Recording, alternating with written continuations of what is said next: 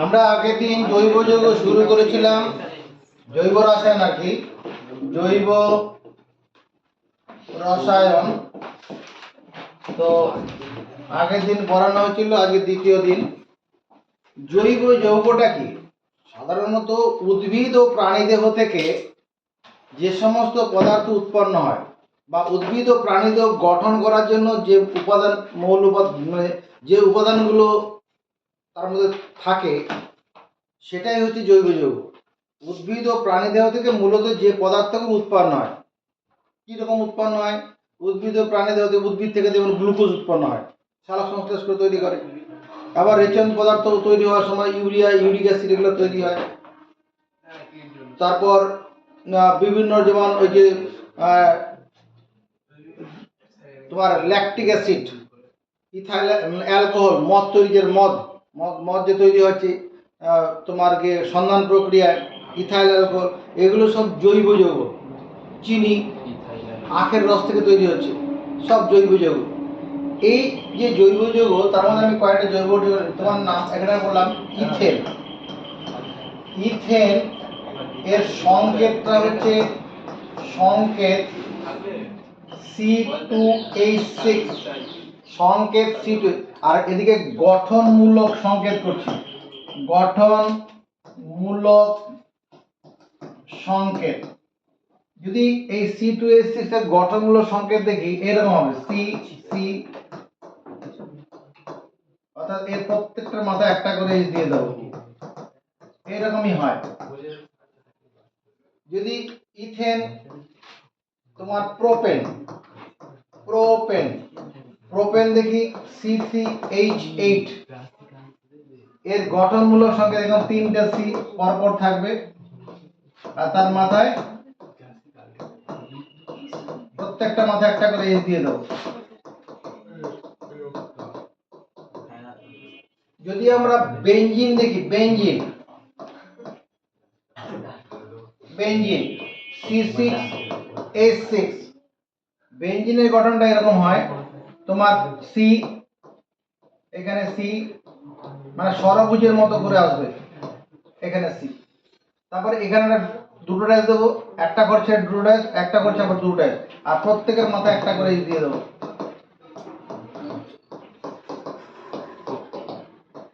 এটা হচ্ছে বেনজিন।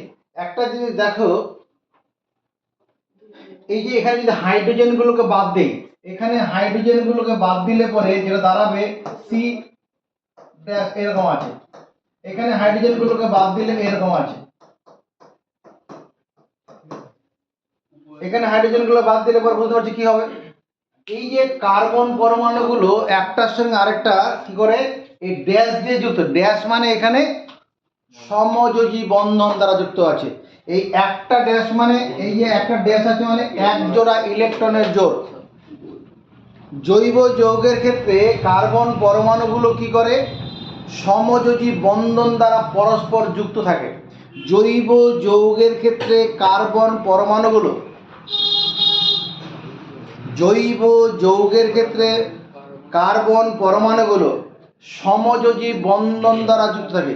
এখানে একটা ড্যাশ মানে এক বন্ধন দ্বারা যুক্ত হচ্ছে, এক বন্ধন মানে এক জোড়া ইলেকট্রনের জোড় আছে।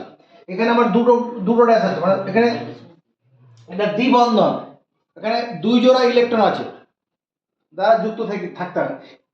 এইরকম ধর্মকে, কার্বন পরমাণু এইরকম ধর্মকে বলে ক্যাটিনেশন ধর্ম। ক্যাটিনেশন ধর্মটা কি? যে ধর্মের জন্য কি হয়, জৈব যৌগের কার্বন পরমাণুগুলো পরস্পর সমযোজী বন্ধন দ্বারা যুক্ত থাকে, সেই ধর্মটাকে বলা হয়েছে কার্বন পরমাণুর ক্যাটিনেশন ধর্ম। ক্যাটিনেশন, ক্যাটিনেশন ধর্ম। ওই কার্বন পরমাণু এরকম ভাবে থাকছে, এরকম ভাবে যুক্ত থাকা মানে ক্যাটিনেশন ধর্ম। বুঝা গেছে?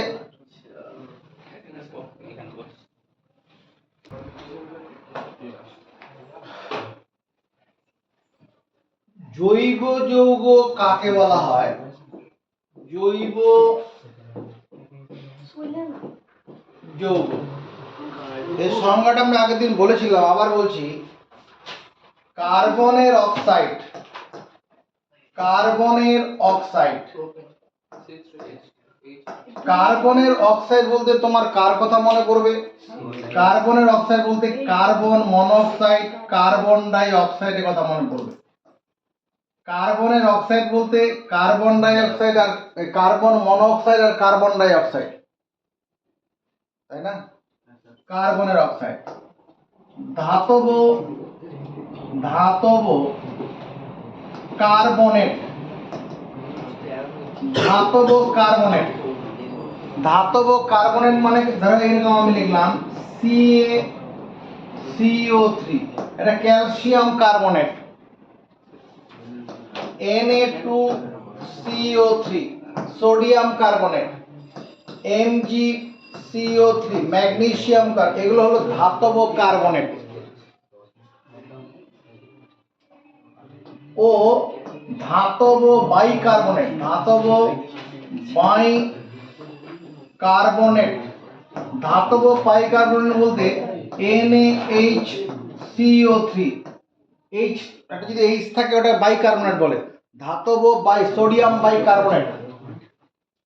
তাহলে কার্বনের অক্সাইড, ধাতব কার্বনেট ও বাইকার্বনেট।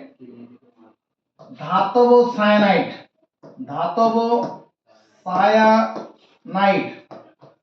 ধাতব সায়ানাইড বলতে তোমার sodium NaCN, sodium cyanide, HCN hydrogen cyanide. ধাতব সায়ানাইড। প্রভৃতি এখানে দেখো প্রত্যেকটার মধ্যে কার্বন পরমাণু আছে। যে কটা যৌগ এখানে আমি লিখলাম প্রত্যেকের মধ্যে কি আছে? কার্বন পরমাণু আছে, আছে না? আচ্ছা, প্রভৃতি কার্বন গঠিত, প্রভৃতি কার্বন গঠিত, প্রভৃতি কার্বন গঠিত যৌগগুলি বাদে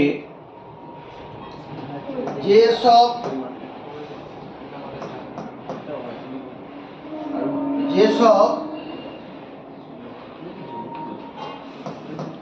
যৌগের কার্বন পরমাণুগুলির কি আছে? ক্যাটিনেশন ধর্ম আছে। ক্যাটিনেশন ধর্ম আছে। ক্যাটিনেশন ধর্ম একটু আগে বুঝে নিলাম। ক্যাটিনেশন ধর্ম বুঝেছিলাম, কার্বন পরমাণু পরপর চেন দিয়ে থাকবে, একটার সঙ্গে একটা সমযোজী বন্ধন দ্বারা যুক্ত থাকবে। তাহলে যেসব যৌগের কার্বন পরমাণুগুলির ক্যাটিনেশন ধর্ম আছে এবং যে যৌগগুলির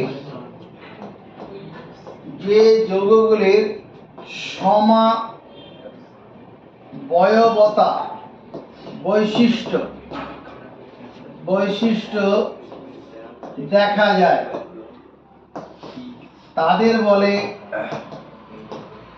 তাদের বলে জৈব যৌগ। এই সমাবয়বতা বৈশিষ্ট্যটা কি পরে বুঝবো, এখন মুখস্থ রাখো শুধু। সমাবয়বতা তাহলে যে যৌগের কার্বন পরমাণুগুলো ক্যাটিনেশন ধর্ম থাকবে, যে যৌগগুলির সমাবয়বতা বৈশিষ্ট্য দেখা যায় তাদের বলে জৈব যৌগ। হয়েছে? আর রসায়ন বিজ্ঞানের যে শাখায় বিভিন্ন জৈব যৌগের গঠন ও ধর্ম সম্পর্কে আলোচনা করা আছে তাই হলো জৈব রসায়ন। মানে রসায়ন বিজ্ঞানের যে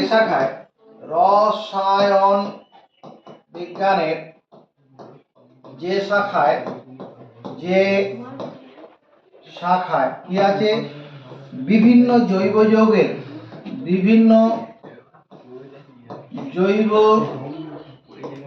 যৌগের গঠন ও ধর্ম, বিভিন্ন জৈব যৌগের গঠন ও ধর্ম আলোচনা করা আছে তা হলো জৈব রসায়ন। জৈব রসায়ন।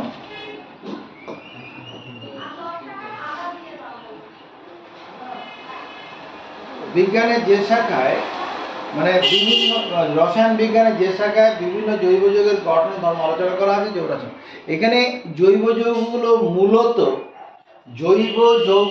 মূলত কি হয়, জৈব যৌগগুলি মূলত জীব দেহ থেকে উৎপন্ন হয়। জীব দেহ থেকে উৎপন্ন হয়। এবার জীব দেহ থেকে উৎপন্ন হলেও বিজ্ঞানীরা রসায়নাগারে এই জৈব যৌগগুলো তৈরি করতে সক্ষম হয়েছেন। যেমন 1828 সালে 1828 খ্রিস্টাব্দে 1828 সালে কি বিজ্ঞানী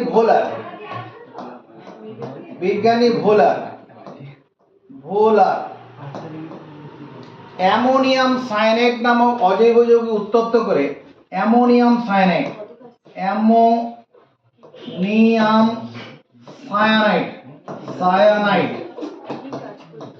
NH4CNO, এটা হচ্ছে অ্যামোনিয়াম সায়ানাইড।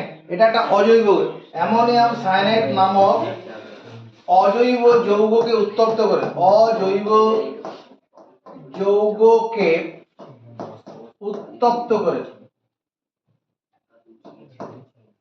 উত্তপ্ত করে কি করেছেন, তোমার ইউরিয়া তৈরি করেছেন।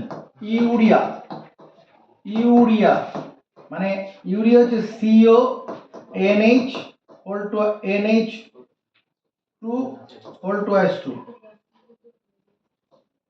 তৈরি করেছেন। অ্যামোনিয়াম সায়ানাইড অজৈব যৌগ, ওটাকে উত্তপ্ত করে কি করেছে, ইউরিয়া অ্যামোনিয়াম NH4CNO।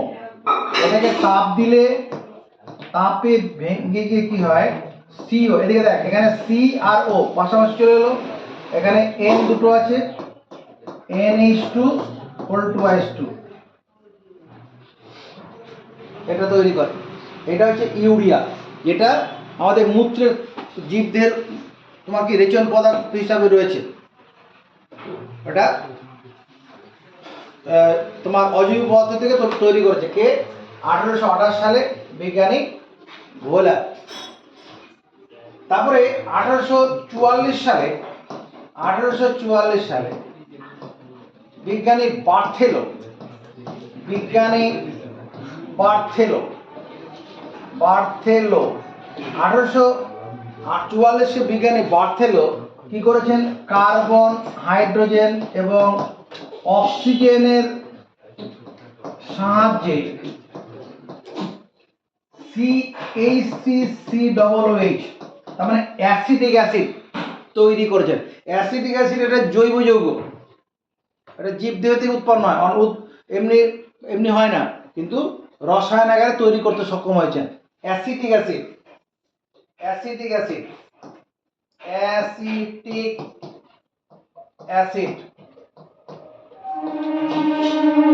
তৈরি করেছেন।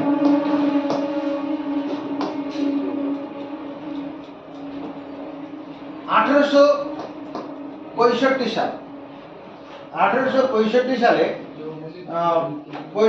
বার্থেলো, এটাই তো বার্থেলো রইলো, এটা কোলবে হবে, ভুল করেছি তোমার, এটা হচ্ছে কোলবে, অ্যাসিটিক অ্যাসিডটা হচ্ছে কোলবে। আর 1865 সালে যে বার্থেলো, 1865 সালে, এটা ঠিক করে নেবে, 1844 সালে কোলবে কি করেছিলেন, কার্বন, হাইড্রোজেন, অক্সিজেন মিশিয়ে অ্যাসিটিক অ্যাসিড তৈরি করেছিলেন। আর 1828 খ্রিস্টাব্দে ভোলার অ্যামোনিয়াম সায়ানাইড উত্তপ্ত করে ইউরিয়া তৈরি করেছিলেন। 1865 সালে বিজ্ঞানী বার্থেলো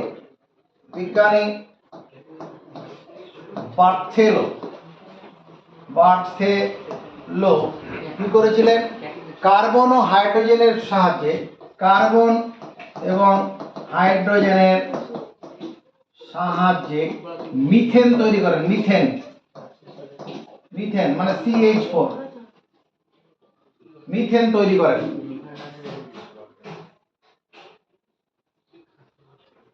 লেখা হয়ে গেছে।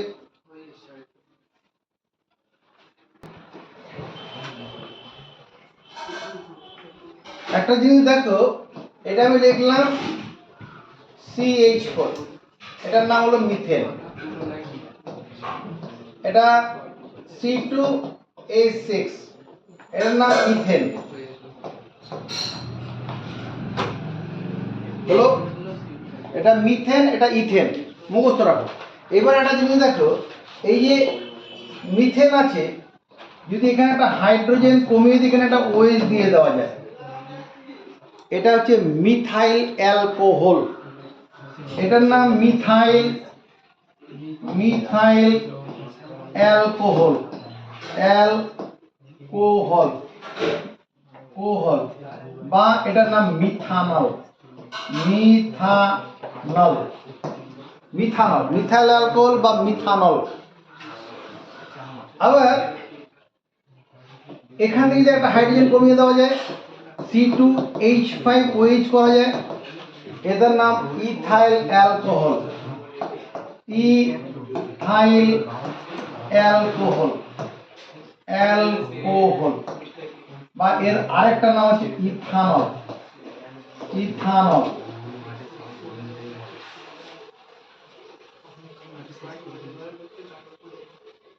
এবার এই যে CH4 যেটা মিথেন ছিল, CH4 মিথেন, এখানে একটা হাইড্রোজেন কমিয়ে দিয়ে আমি এরকম করলাম, CH3CHO করলাম।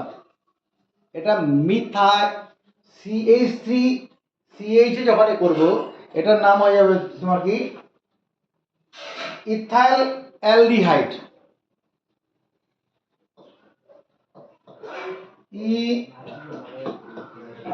না এটাতে কম হচ্ছে তো, মিথাইল অ্যালডিহাইড হবে।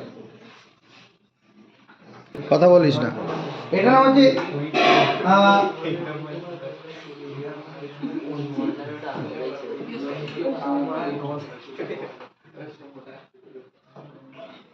ইথানেল, এটার নাম ইথানেল।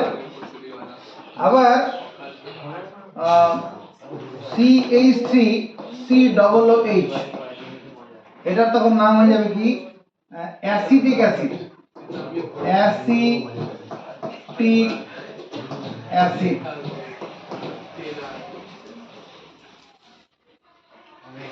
এখানে একটা জিনিস দেখার বিষয় হলো, দেখো যখন এই যে CH3 সঙ্গে OH যুক্ত হলো তখন ওটা অ্যালকোহল, নজর পড়ে। CH3 সঙ্গে যখন OH আছে তখন সেটা অ্যালকোহল, OH থাকলে অ্যালকোহল বলছি। যখন CHO থাকছে, OH থাকলে অ্যালকোহল, আর HO থাকলে কি, অ্যালডিহাইড ওটা, আর COOH থাকলে পরে কি, অ্যাসিড বলছি, অ্যাসিটিক অ্যাসিড। আর এই যে COOH CHOOH এগুলোকে বলে কার্যকারী মূলক, কার্যকারী মূলক, কার্যকরী মূলক। কার্যকারী মূলক কোনগুলো? কার্যকারী মূলক হচ্ছে তোমার OH, যেটাকে হাইড্রক্সিল বলবো। কার্যকারী মূলক CHO অ্যালডিহাইড, কার্যকারী মূলক COOH কার্বক্সিল, এগুলো সব কার্যকারী মূলক। তারপরে CO কিটোন, কিটোন, এগুলো কার্যকারী মূলক। এগুলো থাকলে পরে কি হয়, যৌগগুলোই আলাদা হয়ে যায়। এটা অ্যালকোহল, এটা অ্যাসিড, দুটো আলাদা জিনিস। তাহলে কার্যকারী মূলক কাকে বলে সেটা এবার বলবো। তাহলে কার্যকারী মূলকের সংজ্ঞাটা হচ্ছে, জৈব যৌগের অণুতে উপস্থিত, জৈব যৌগের অণুতে, জৈব যৌগের অণুতে উপস্থিত, জৈব যৌগের অণুতে উপস্থিত যে সক্রিয় পরমাণু বা পরমাণু বা পরমাণু জোট জৈব যৌগের অণুতে উপস্থিত যে সক্রিয় পরমাণু, এরকম শুধু ও থাকলেও হবে, শুধু ও থাকলেও হবে। জৈব যৌগের অণুতে উপস্থিত যে সক্রিয় পরমাণু বা পরমাণু পুঞ্জ, এটাকে ইথার বলে। এই ও থাকাটাকে ইথার, কার্যকারী মূলক, এটার নাম ইথার। জৈব যৌগের অণুতে উপস্থিত যে সক্রিয় পরমাণু বা পরমাণু পুঞ্জ, জৈব যৌগের প্রকৃতি ও রাসায়নিক ধর্ম নির্ধারণ করে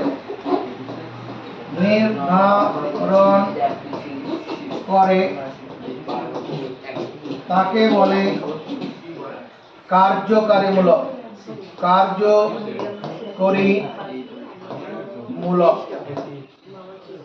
জৈব যৌগের অণুতে উপস্থিত যে সক্রিয় পরমাণু বা পরমাণু পুঞ্জ, এই যে এটা হচ্ছে পরমাণু পুঞ্জ জোট, হাইড্রোজেন অক্সিজেন হাইড্রোজেনের জোট, মানে CHO, তারপরে COOH, এই পরমাণু জোটগুলো, বা শুধু ও থাকলেও হবে, দেখাবো পরে। এটাই তো, এই পরমাণু জোট কি করছে, জৈব যৌগের মধ্যে উপস্থিত থেকে কোনোটা অ্যালকোহল, কোনটা অ্যাসিড, সেগুলো বোঝায় আর কি। তাহলে এগুলোকে বলা হয় কি, কার্যকারী মূলক। জৈব যৌগের অণুতে উপস্থিত যে সক্রিয় পরমাণু বা পরমাণু জোট জৈব যৌগের প্রকৃতি ও রাসায়নিক ধর্ম নির্ধারণ করে তাকে বলে কার্যকারী মূলক। কার্যকারী মূলকের উদাহরণ কি, এই যেগুলো, এখানে OH থাকলে হাইড্রক্সিল, CHO থাকলে অ্যালডিহাইড, COOH থাকলে কার্বক্সিল, আর CO থাকলে কিটোন, আর O থাকলে পরে ইথার। দেখো, কার্যকারী মূলক, সেই মূলকের নাম লিখবো। যেমন হাইড্রক্সিল হচ্ছে একটা কার্যকারী মূলক, তার সংকেতটা কি, OH। OH আছে মানেই এটা হচ্ছে হাইড্রক্সিল। হাইড্রক্সিল একটা কার্যকারী মূলক, আর এর গঠন সংকেত কিরকম হবে, এটা O এর পরে ড্যাশ দিয়ে H, O এর পরে ড্যাশ দিয়ে H। এবার এই যৌগের শ্রেণীর, মানে হাইড্রক্সিল শ্রেণীর অন্তর্গত যৌগ, যেমন একে বলে অ্যালকোহল হবে, অ্যালকোহল। যখন OH থাকবে, কোনো জৈব যৌগের গঠনে যদি OH থাকে, কোনো জৈব যৌগের গঠনে OH থাকলে ওটা অ্যালকোহল হবে। যেমন ধরো এখানে যৌগের শ্রেণীর অন্তর্গত যৌগের নাম লিখছি, যেমন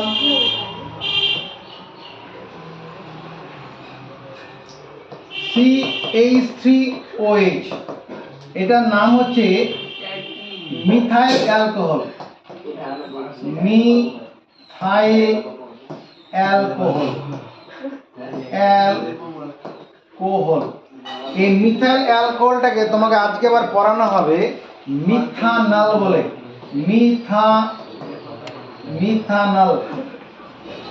মিথানল বলে পড়ানো হবে। এই ইপেক পদ্ধতি অনুসারে এই মিথাইল অ্যালকোহল বলে না, মিথানল বলে, মিথানল।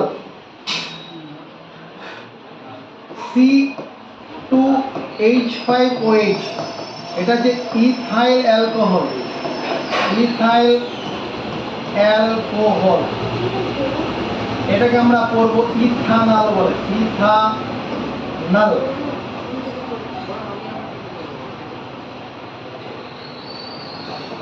C6H5OH, এটা হচ্ছে ফেনল। তাহলে OH থাকলে ওটা অ্যালকোহল হয়, OH থাকলে পরে অ্যালকোহল। যদি তোমার দরকার নেই, পরে হবে। কিটোন হচ্ছে এর এরকম CO, আর এর গঠন সংকেতটা এরকম থাকবে, এখানে C double bond O। Ketone. Ketone থাকলে এর যৌগের শ্রেণীর নাম কিটোনই হবে, কিটোন। আর ওই ওই এই কিটোন শ্রেণীর অন্তর্গত যৌগের নাম হচ্ছে যেমন propanone, acetone, propanone, propanone CH3CO, CH3CO, CH3, এটার নাম হচ্ছে কি প্রোপানন, প্রোপানন, দন্ত নয়কার দন্ত, প্রোপানন। কিটোন থাকলে পরে ওটাকে প্রোপানন বলে বলবো। COOH, COOH থাকলে সেটাকে কি বলে কার্বক্সিল। COOH থাকলে এটা এটার নাম হচ্ছে মূলকটার নাম হচ্ছে কার্বক্সিল মূলক। COOH যদি থাকে এটা কার্বক্সিল মূলক। আর এর গঠন সংযোগটা কিরকম হবে? ডাবল বন্ড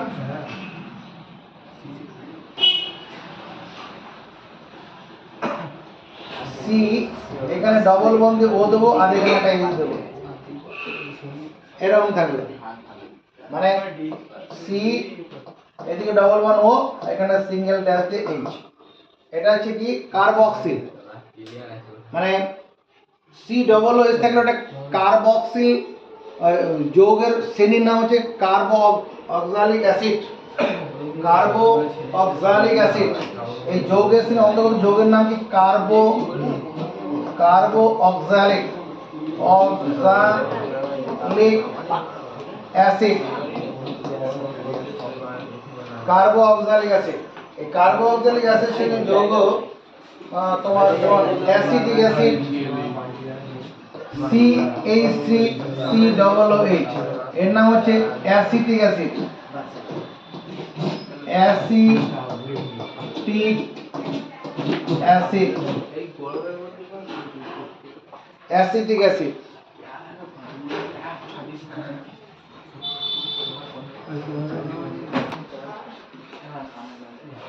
পৃথিবীতে অনেক জৈব যৌগ আবিষ্কার হয়েছে এবং সেই জৈব যৌগগুলোর এক এক দেশে এক একটি নামে পরিচিত আছে, সব জায়গায় এক নামে পরিচিত নয়। তাহলে অসংখ্য জৈব যৌগগুলোকে যাতে সহজে মনে রাখা যায় তার জন্য বিজ্ঞানীরা তোমার 1967 সালে তোমার পৃথিবীর বিভিন্ন রসায়ন বিজ্ঞানীরা এক জায়গায় মিলিত হয়েছিল। মিলিত হয়ে ইপেক পদ্ধতিতে জৈব যৌগের নামকরণের ব্যবস্থা করে। ইপেক পদ্ধতিটা কি? ইপেক পড়ার পুরো কথাটা হচ্ছে international NATIONAL, international union of pure and applied chemistry, APPLIAD, applied chemistry, CHEMISTRY। তাহলে কি বলছি, 1967 সালে পৃথিবীর বিভিন্ন রসায়ন বিজ্ঞানের এক জায়গায় মিলিত হয়। মিলিত হয়ে কি করে, এই international union of pure and applied chemistry নামে একটা সংস্থা গড়ে তোলে। তারা ঠিক করে জৈব যৌগগুলোকে কি করে সহজে নামকরণ করা যাবে এবং পৃথিবীর সবাই একই নামে সবাইকে জানবে সেটা ঠিক করে দেয়। এবার ইপেক পদ্ধতিতে, ইপেক IUPAC, ইপেক পদ্ধতিতে নামকরণের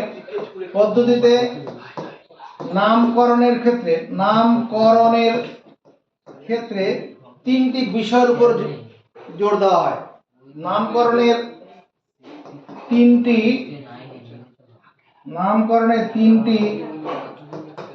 নিয়ম আছে। নামকরণের তিনটি নিয়ম না, তিনটি অংশ রয়েছে। তিনটি অংশ বলি, নামকরণের তিনটি অংশ আছে। ইপেক পদের নামকরণের তিনটি অংশ, একটা হচ্ছে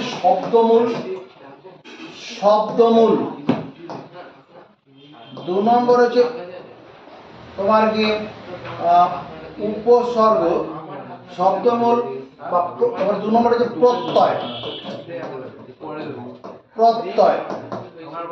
শব্দমূল প্রত্যয়, আর 3 নম্বর হচ্ছে উপপদ। উপপদ এই তিনটা বিষয়ের উপর নির্ভর করে জৈব যৌগগুলোর নামকরণ করা হয়েছে, এটা আমরা বুঝবো। এইটুকুনে খাওয়া হলো। এই যে শব্দমূল লিখলাম, এই শব্দমূলটা কি? শব্দমূল দ্বারা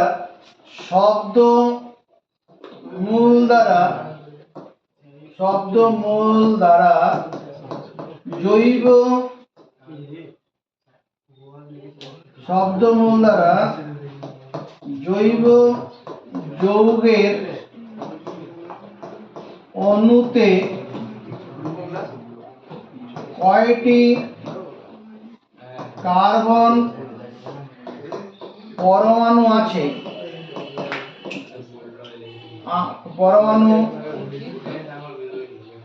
আছে তা বোঝানো হয়। শব্দমূল দ্বারা জৈব যৌগের অণুতে কটি কার্বন পরমাণু আছে বোঝানো হয়। একটি কার্বন পরমাণু যুক্ত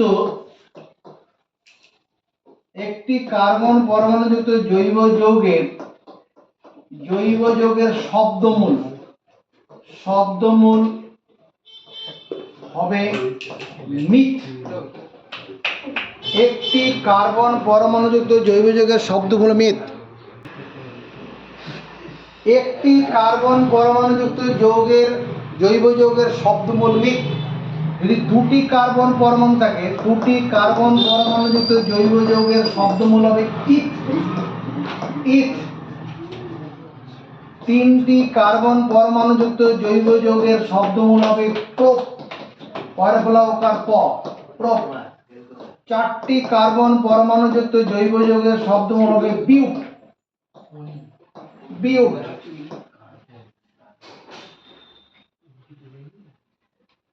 এটা এগুলা দিয়ে কি করে জৈব যৌগের নামগুলো বলা যায় কিছুক্ষণ পরে তুমি বুঝতে পারবে। তাহলে একটি কার্বন পরমাণু যখনই দেখতে পাবো কোনো জৈব যৌগের মধ্যে, ওটার নামটা শুরু হবে কি? মিথ দিয়ে। দুটো কার্বন পরমাণু থাকলেই তখন তার নাম শুরু হবে ইথ দিয়ে। তিনটি কার্বন পরমাণু থাকলে তার নাম শুরু হবে প্রোপ দিয়ে। চারটি থাকলে বিউট দিয়ে। এই যে প্রত্যয় দ্বারা কি করা হয়? প্রত্যয়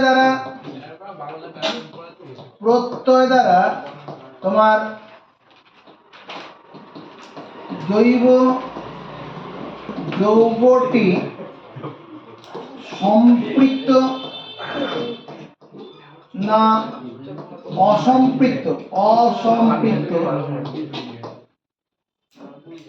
তা বোঝানো হয়।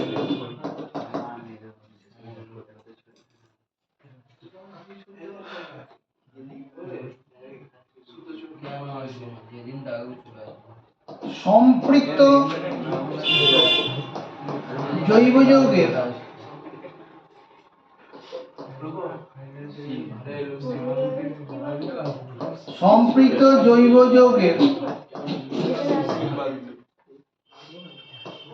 প্রত্যয়।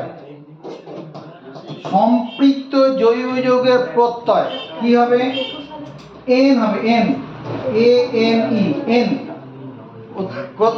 মানে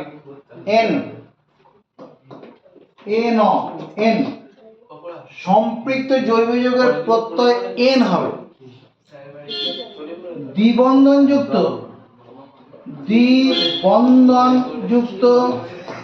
জৈব যৌগের প্রত্যয়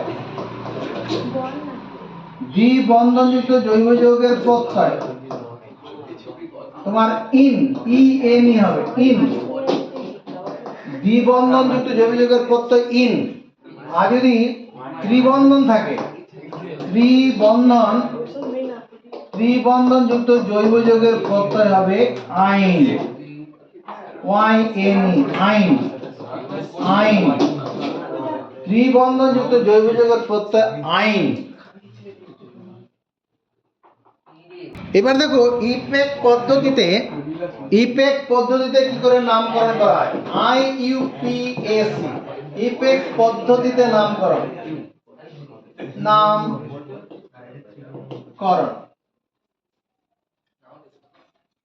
তোমার CH4 তাকাবি CH4 এর গঠন সংকেত কিরকম? গঠন সংকেত C দিয়ে কার্বনের যোজ্যতা 4, 4টা ড্যাশ বেরোবে, সব সময় কার্বন থেকে 4টা ড্যাশ বেরোবে। এটা হচ্ছে মিথেন। এটা নামটা পরে বলছি। C2H6 C ডাবল ড্যাশ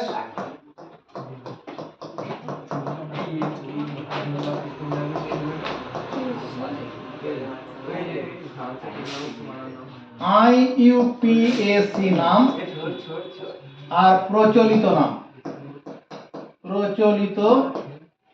নাম। দেখো এখানে কার্বন পরমাণু কটা আছে? বলো একটা কার্বন পরমাণু। আমাদের মনে একটি কার্বন পরমাণু আছে, তাহলে কি হবে? এর শব্দমূল হচ্ছে মিথ। মিথ মিথ শব্দমূল মিথ। এটা সম্পৃক্ত জৈব যৌগ, সম্পৃক্ত, অর্থাৎ এখানে কোনো দ্বিবন্ধন নেই, তাহলে এর প্রত্যয়টা কি হবে? এন। তাহলে মিথেন।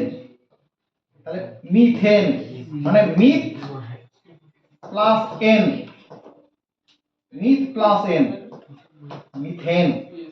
ইপেক পদ্ধতির এই বলেছে কার্বন পরমাণু যদি একটা থাকে শব্দমূল মিথ, এদিকে যদি কার্বন পরমাণু একটা থাকে শব্দমূল হবে মিথ। প্রথম অংশ রয়েছে এটা শব্দমূল, এটা শব্দমূল, আর এটা হচ্ছে প্রত্যয়। একটা কার্বন পরমাণু আছে শব্দমূল মিথ, আর প্রত্যয়টা হচ্ছে কি অনেক এন। এটা সম্পৃক্ত জৈব যৌগ। আর প্রচলিত নামটা কি? মিথেন। এটা মানে তোমার ইপেক পদ্ধতিতে যা নাম, প্রচলিত নাম ওটাই আছে। আবার C2H5OH এখানে দেখো সব সম্পৃক্ত জৈব যৌগ। এটা এখানে দুটো কার্বন পরমাণু আছে, দুটো কার্বন পরমাণু থাকলে কি হবে? ইথ, শব্দমূল ইথ। তাহলে ইথেন। ইথেন, ইথ প্লাস এন, প্রচলিত নামটা কি? ওই ইথেন। C3H8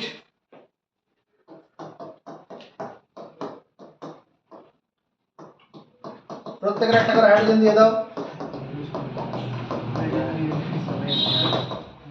এটার নাম কি হবে? তিনটি কার্বন পরমাণু থাকলে শব্দমূল কি হয়? তিনটি কার্বন পরমাণু থাকলে শব্দমূল হয় প্রোপ। প্রোপ। তার সঙ্গে এখানে কোনো সম্পৃক্ত জৈব যৌগ, এটা সম্পৃক্ত, তো কোনো দ্বিবন্ধন নেই, ত্রিবন্ধন নেই, তাহলে এন হবে, তাহলে প্রোপেন। প্রচলিত নামটাও প্রোপেন। তাহলে বলো স্যার এতে কি সুবিধাটা কি? সুবিধার পরে পাবো। যদি C4H10 থাকে, C4H10 এটার নাম হচ্ছে কি? বিউটেন। চারখানা ড্যাশ সি থাকবে, প্রত্যেকের একটা করে হাইড্রোজেন দিয়ে দাও। হ্যাঁ, এটার নাম কি? বিউটেন। বিউটেন, বিউট প্লাস এন, শব্দমূল প্রত্যয়। এটা নিয়ে কোনো অসুবিধা নেই।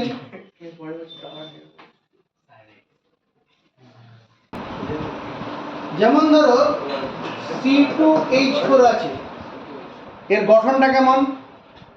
C ডাবল বন্ড C, একটা করে এই যেখান থেকে বেরোবে। দেখো এগুলো সব আগের দিন পড়ানো আছে। এখানে কার্বন পরমাণু কটা আছে? দুটো কার্বন। দুটো কার্বন পরমাণু থাকলে ইপেক পদ্ধতিতে শব্দমূল কি হবে? ইথ। ইথ হবে, ইথ। এটা দ্বিবন্ধন আছে, দ্বিবন্ধন থাকলে প্রত্যয়টা কি হবে? ইন। ইন না, এটা তাহলে ইথিন। এটা eth plus yne, eth plus yne, ethene.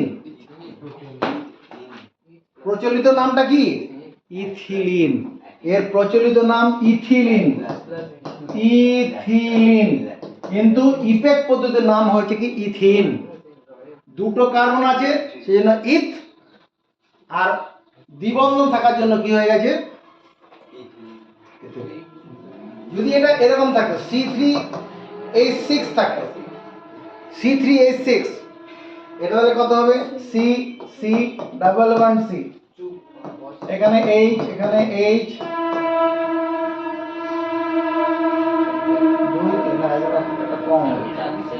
এখানে H, দেখতো কার্বন কটা আছে, 6টা, কার্বন 3টে, হাইড্রোজেন 6টা। এই যে এখানে যেটা হলো, এখানে কার্বন কটা আছে 3টে কার্বন থাকলে পরে ইপেক পদ্ধতিতে শব্দমূলটা কি হবে প্রোপ, আর দ্বিবন্ধন থাকলে পরে কি হবে ইন, তাহলে প্রোপিন। এটার নাম হচ্ছে প্রোপিন।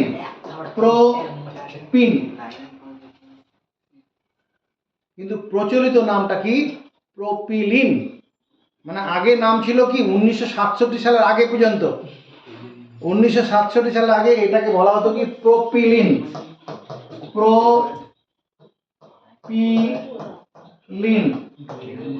তাহলে ব্যাপারটা বোঝা গেল। 3টি কার্বন পরমাণু থাকার জন্য এর নাম, এর শব্দমূল হচ্ছে প্রোপ। শব্দমূল সেটা হচ্ছে প্রোপ, প্রোপ। আর এখানে দ্বিবন্ধন থাকার জন্য দ্বিবন্ধন রয়েছে, দ্বিবন্ধন থাকলে পরে ইন হবে, ইন হস্যি দন্তন ইন, তাহলে প্রোপ প্লাস ইন মানে প্রোপিন। বুদ্ধি করে তাহলে এটা বলতে পারবি C4H8 যদি এরকম থাকে, এটাকে তোমাকে বলে ইপেক পদ্ধতির নাম বলো, পরিষ্কার করে যাবো। এর যদি গঠনটা দেখি এরকম হবে, 4খানা কার্বন, শেষ 2টি কার্বনের মধ্যে ডবল বন্ড দিয়ে দেবো। এখানে H যাবে, এখানে H যাবে, এখানে H যাবে, এখানে একটা H, দুটো H, আর এখানে 3টা H। তুমি মাথায় রাখবে একটা C থেকে 4খানা বেশি ড্যাশ বেরোবে না। একটা কার্বনের থেকে 4খানা ড্যাশ, 4টা ড্যাশ মানে 8টা ইলেকট্রন বোঝাবে। দেখো এখানে 4টা কার্বন আছে, হাইড্রোজেন 8টা আছে কিনা, 1 2 3 4 5 6 7 8 9 হয়ে গেল। 9 তো হলে হবে না, তাহলে এইখানটা ভুল হয়েছে, এখানকার জিনিসটা হবে না। না তাহলে কি করে 2 আর 3 হবে তো, কোথায় তাহলে ভালো হবে।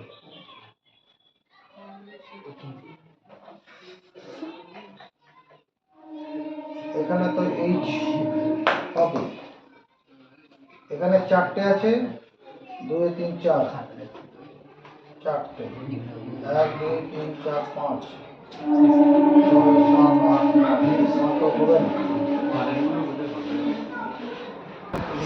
এখানে দেখো C4H8, C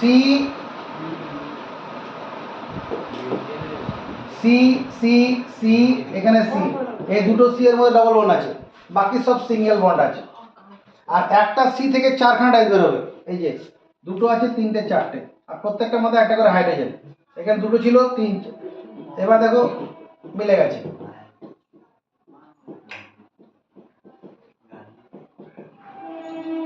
এখানে কার্বন কটা আছে, 4টি কার্বন। 4টি কার্বন থাকলে শব্দমূল কি লিখতে যেন হয়, 4টি তাহলে হয় লিখতে হয় বিউট। আর যেহেতু দ্বিবন্ধন আছে তাহলে কি হবে বিউটিন। বিউটেন নয়, বিউটিন, ইন হবে। দ্বিবন্ধন না থাকার জন্য এটা বিউটিন। আর প্রচলিত নাম হচ্ছে বিউটিলিন। প্রচলিত নাম বিউটিলিন। এটা তোমার জিজ্ঞাসা করবে না, এই বিউটিনটা জিজ্ঞেস করবে যে C4H8 ইপেক পদ্ধতির নামটা কি। উত্তর হচ্ছে বিউটিন। কি করে হলো, 4টি কার্বন থাকলে বিউট হবে, শব্দমূল বিউট, আর তার সঙ্গে দ্বিবন্ধন থাকার জন্য ইন, বিউটিন। মাথা ঢোকাতে পেরেছি। এরপরে ত্রিবন্ধন নিয়ে আসি। ত্রিবন্ধন মনে করো C2H2, C2H2 সংকেত C ট্রিপল বন্ড C, এখানে একটা H, এখানে একটা H। এটা ইপেক নাম IUPAC, ইপেক নাম আর প্রচলিত নাম, প্রচলিত নাম। তাহলে কার্বন এখানে কটা আছে? কার্বন দুটো। আর দুটো কার্বন থাকলে শব্দমূল কি হয়? ইথ। দুটি কার্বন থাকলে শব্দমূল ইথ। আর এখানে ত্রিবন্ধন আছে, ত্রিবন্ধন থাকলে প্রত্যয়টা কি হবে? আইন। তাহলে এটা হচ্ছে ইথাইন, ইথাইন। ইথ, ইথ হচ্ছে শব্দমূল আর আইন, আইন YNE, আইন। বোঝা গেছে? ইথাইন। এর প্রচলিত নামটা হচ্ছে অ্যাসিটিলিন, অ্যাসিটিলিন, অ্যাসিটিলিন। তুমি এর আগে পড়েছো অ্যাসিটিলিন, C2H2, অ্যাসিটিলিন। এটার ইপেক পদ্ধতির নাম হবে কি?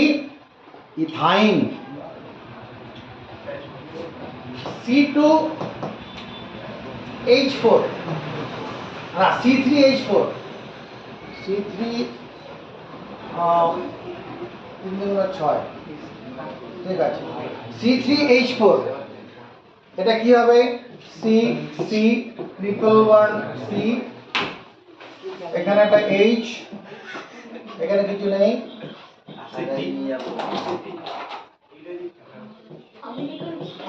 দেখো তো হলো কিনা? কার্বন তিনটে আছে, প্রত্যেকটা কার্বন থেকে চারখানা করে গ্যাস বেরিয়েছে, চারটা হাইড্রোজেন।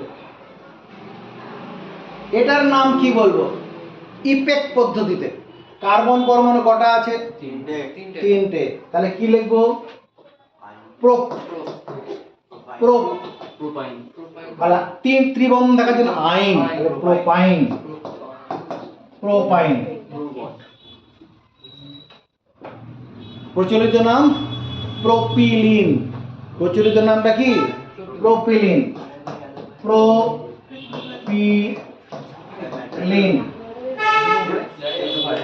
প্রোপিন আর প্রোপাইনের দুটো প্রচলিত নাম প্রোপিন। কোথায়? আপনি স্যার প্রোপিনের ও প্রোপিন লিখেছেন। না না, প্রোপিলিন এটা তো আইন আছে। আগে এই প্রোপিনের প্রোপাইন লিখেছেন। এটা ছেড়ে দাও, এটাই বলি প্রোপাইন। এবার দেখি CH3OH, CH3OH এটা কি হবে? C ড্যাশ,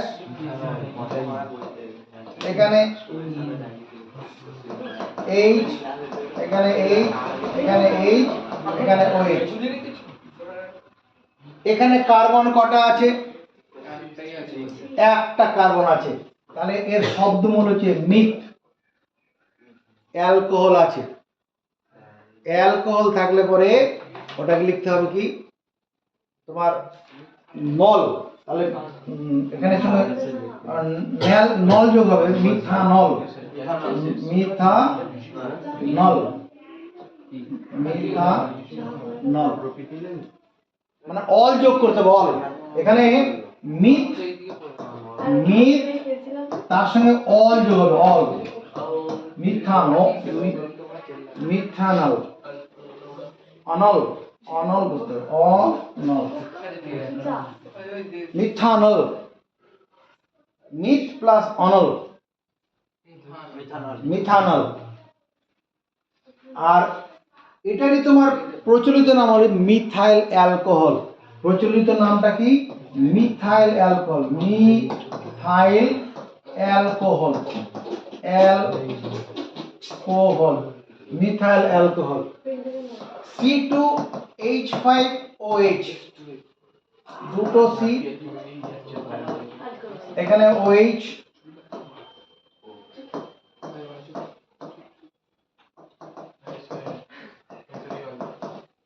এখানে কার্বন কটা আছে?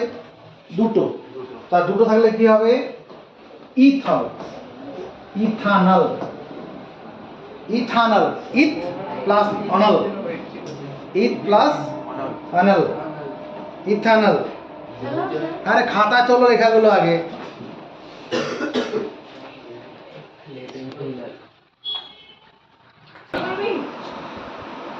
এটা কি হলো? ইথানল, ইথ ইথ প্লাস অনল, ইথ প্লাস অনল। ইথটা হচ্ছে শব্দমূল, অনলটা কি প্রত্যয়। এখানে ইথটা হলো শব্দমূল, শব্দমূল মানে কার্বন পরমাণু কটা আছে সেই অনুসারে নামটা হবে শব্দমূলটা। দুটো থাকলে ইথ, একটা থাকলে মিথ, তিনটা থাকলে প্রোপ, চারটা থাকলে পিউ। যেমন ধরো C3H7OH, C3H7OH, এখানে OH, এখানে H, এখানে H, এখানে H, এখানে H, এখানে H, এখানে H, এখানে তিনটি কার্বন আছে, তাহলে কি নাম হবে? OH মানে অ্যালকোহল আছে, তাহলে মানে এটা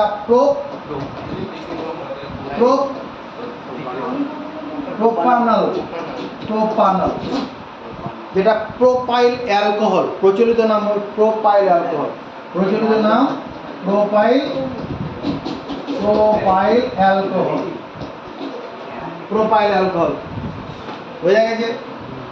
তাহলে আমরা এরকম যদি এবার এরকম C4H9OH দেয়, নিশ্চয়ই বলতে পারবো চারটি কার্বন পরমাণু আছে, তাহলে বিউট, আর এখানে অ্যালকোহল, তাহলে বিউটানল, বিউট প্লাস অনল, বিউটানল। বোঝা গেছে? কথা হলো COOH, এটা কার্বক্সিল, কার্বক্সিল মূলক, কার্বক্সিল মূলক। তো এই যে HCOOH মানে অ্যাসিড ব্যাপার, এটা এখানে কার্বন কটা আছে? একটা। তাহলে শব্দমূল আমার ইপেক, IUPAC, ইপেক পদের নাম প্রথমে মিথ, মিথ লিখব, তারপরে এটা শব্দমূলের সঙ্গে মানে জৈব যৌগের যে নাম, জৈব যৌগের নাম কি দিয়ে লেখা হয়? শব্দমূল প্লাস প্রত্যয়, শব্দমূল প্লাস প্রত্যয়। এখানে একটা কার্বন আছে মানে মিথ, আর COOH মানে অ্যাসিড। তো এই কার্বক্সিল অ্যাসিডের শব্দমূল হচ্ছে আয়োক অ্যাসিড, মানে IOC, আয়োক অ্যাসিড, তার মিথানোয়িক অ্যাসিড হবে, এটা methanoic acid, awoke acid, methanoic.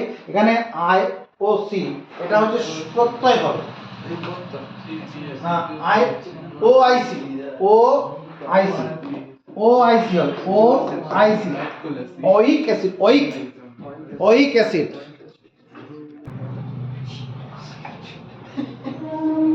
তাহলে COOH থাকলে তার শব্দমূলটা COOH এর শব্দমূল কি? ওইক অ্যাসিড। এটা নিজের আপনার পেরে যাবে। দুটো কার্বন আছে, দুটো কার্বন পরমাণু, তাহলে কি লিখবো? ইথ, ইথ। তার COOH আছে, তাহলে ওইক অ্যাসিড, তার